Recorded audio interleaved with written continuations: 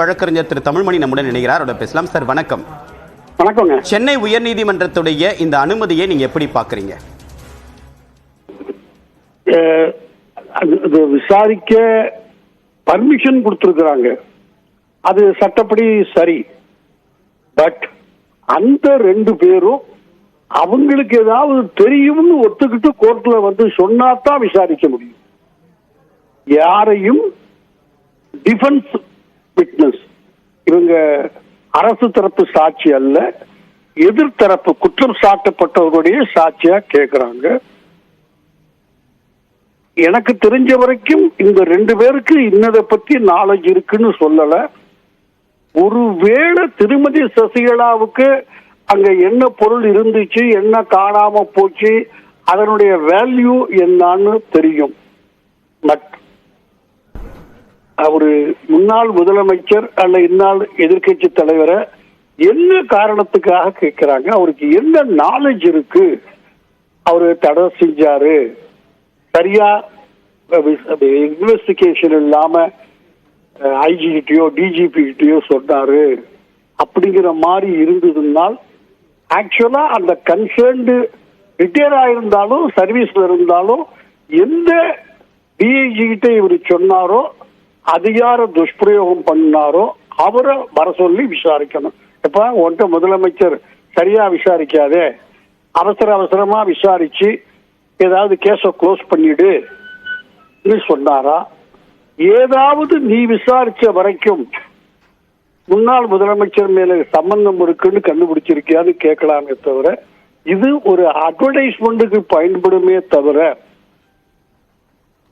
இது எடப்பாடி பழனிசாமிங்கிறதுனால மட்டுமல்ல, எந்த டிஃபென்ஸ் விட்னஸும் எனக்கு இந்த வழக்கை பத்தி இது தெரியும்னு சொன்னாதான் அவங்கள விசாரிக்க முடியும். இல்லாட்டி சம்மனை கொடுத்து இல்ல கோர்ட்ல அரெஸ்ட் பண்ணி கூட்டு வந்து எல்லாம் விசாரிக்க முடியாது. இதான் அடிப்படையான சிம்பிள் சட்டம். இது அவங்க இன்னும் போலீஸ் தரப்பே க்ளோஸ் பண்ணல. போலீஸ் தரப்பு அவங்க விட்னஸ்களை முடிச்ச பிறகுதான் எதிர்த்தரப்பு குற்றம் சாட்டப்பட்டவருடைய விட்னஸை விசாரிக்கிறது. இன்னைக்கு அவங்க போயிட்டு இருக்க இதுவரைக்கும் அவங்க விசாரணை முடியலன்னு சொல்லி வாய்தான் வாங்கிட்டு இருக்கிறாங்க அரசு தரப்புல. அது எத்தனை வருஷம் ஆகும்னா தெரியாது. இவர்கள் யாராக இருந்தாலும், நான் முந்தி சொன்ன மாதிரி, ஒருவேளை என்ன காணா போச்சு, உங்க வீடு தானே அதுங்கிறத திருமதி சசிகலா கிட்ட கேட்கலாம். அது கூட அவங்க ஒரே வார்த்தைகளை தெரியாதுங்க, நான் ஜெயில இருந்தேன், என்ன நினைச்சுக்கிறதுலாம் நான் பார்க்கல அது சொல்லாங்கன்னா, அதுவும் அந்த அம்மாவும் ஒன்றும் பண்ண முடியாது. ஒரே வரி பாக்ஸ்ல ஏறி சொல்லிட்டு வந்துடலாம்.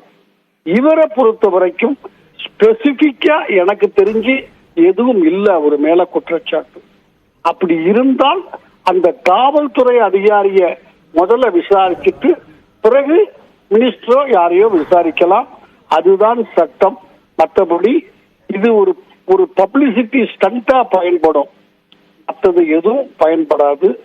எனவே இது பிரயோஜனம் இல்லைங்கிறது என்னுடைய கருத்து.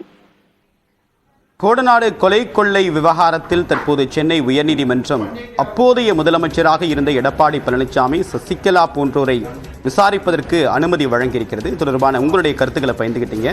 உள்ள கருத்துக்களுக்கு மிக்க நன்றி தமிழ்மணி. தமிழ்நாட்டு அரசியலில் ஜெயலலிதாவுடைய மரணத்திற்கு பிறகாக அவருடைய மரணம் ஏற்படுத்திய சர்ச்சையை விசாரிப்பதற்கு ஆறுமுகசாமி ஆணையம் அமைக்கப்பட்டது. அதற்கு பிறகு அவர் வசித்து வந்த முகாம் அலுவலகமாக செயல்பட்ட இந்த கோடநாடு பங்களாவில் இருந்த ஆவணங்கள், பொருட்களை கொள்ளையடிக்க நடைபெற்ற முயற்சியில் நடைபெற்ற படுகொலைகள், அதற்கு பிறகு நடைபெற்ற தொடர் படுகொலைகள் என்பது வெறும் ஒரு குற்ற வழக்காக மட்டுமில்லாமல் அரசியல் ரீதியாகவும் பல்வேறு தாக்கத்தை ஏற்படுத்தியது. அது யாருடைய பின்புலத்தில் இந்த கொள்ளை சம்பவம் நடைபெற்றது என்பது மிகப்பெரிய கேள்வியாக எழுந்திருக்கக்கூடிய நிலையில் நீதிமன்றத்திலும் இது தொடர்பாக விசாரணை என்பது நடைபெற்று வரக்கூடிய நிலையில் அப்போதைய முதலமைச்சராக இருந்த எடப்பாடி பழனிசாமி அவர்களை விசாரிப்பதற்கு, சாட்சியாக விசாரிப்பதற்கு சென்னை உயர்நீதிமன்றம் அனுமதி வழங்கியிருப்பது முக்கியத்துவம் வாய்ந்ததாக பார்க்கப்படுகிறது. இது தொடர்பான விரிவான தகவலை பகிர்ந்தீங்க. உங்களுடைய தகவலுக்கு நன்றி. இனி நீங்க